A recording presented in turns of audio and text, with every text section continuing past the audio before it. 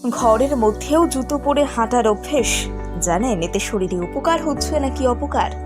ঘরের ভেতরে খালি পায়ে হাঁটবেন নাকি চটি পরে, কোনটি বেশি উপকারী জলদি জেনে নিন। বেশ জাঁকিয়ে শীত পড়েছে বঙ্গে, তাই ঘরের মেঝেতেও কনকনে ঠান্ডা। এই সময়ে অনেকেই ঘরের ভেতরে চটি পরে হাঁটেন, কারো কারো আবার সারা বছরই ঘরে চটি পরে হাঁটার অভ্যেস। কেউ আবার গরমকালে খালি পায়ে ঘরে হাঁটতে পছন্দ করেন। কিন্তু জানেন কি, এই দুই অভ্যেসেরই আলাদা আলাদা প্রভাব পড়ে শরীরের উপর। বিশেষজ্ঞদের মতে ঘরের ভেতরে বা বাগানে খালি পায়ে হাঁটা ভালো, এতে বহু ধরনের সমস্যার সমাধান হয়। আসুন জেনে নেওয়া যাক খালি পায়ে হাঁটার কি কি উপকার রয়েছে।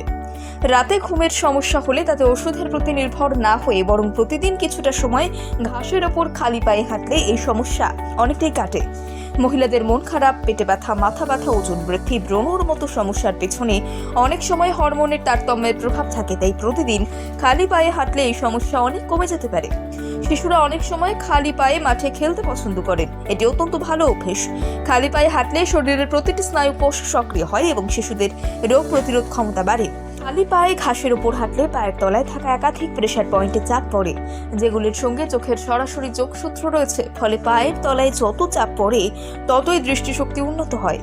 রক্তচাপ নিয়ন্ত্রণে রাখতেও এই অভ্যেস দারুণ উপকারী। খালি পায়ে হাঁটলে পায়ের পাতার স্নায়ুগুলি উদ্দীপিত হয়, ফলে মস্তিষ্কে এন্ডোরফিন নামক হরমোনের ক্ষরণ বাড়ে, যা মানসিক অবসাদ কমাতে শুরু করে। মানসিক স্বাস্থ্য ভালো থাকলে রক্তচাপ নিয়ন্ত্রণে থাকে। তবে কারো কারো সারা বছরই ঘরের ভেতরেও চটি পরে হাঁটা উচিত। ভাবছেন কাদের ক্ষেত্রে এমন অভ্যেস রাখা উচিত?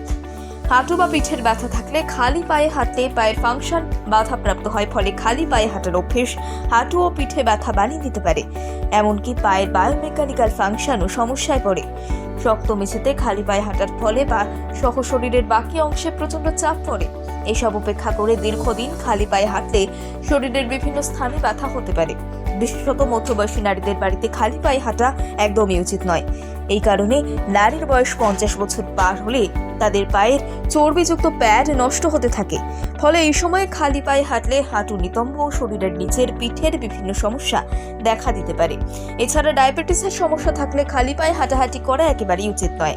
ছত্রাকের মতো ত্বকের সংক্রমণ ডায়াবেটিস রোগীর হার্ট ও শরীরকে প্রভাবিত করতে পারে, যা টেক্সচার ও পরিবর্তন করে। পাশাপাশি অন্যান্য সংক্রমণের ঝুঁকিও বাড়িয়ে দেয়।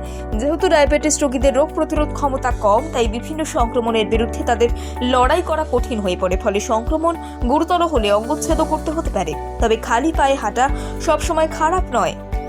ঘাস বা বালির উপর খালি পায়ে হাঁটা বেশ উপকারী, কিন্তু শক্ত মেঝেতে সেটি কাজের নয়। সেই সাথে যে কোনো সমস্যায় সবসময় চিকিৎসকের পরামর্শ নেওয়াও ভীষণ জরুরি।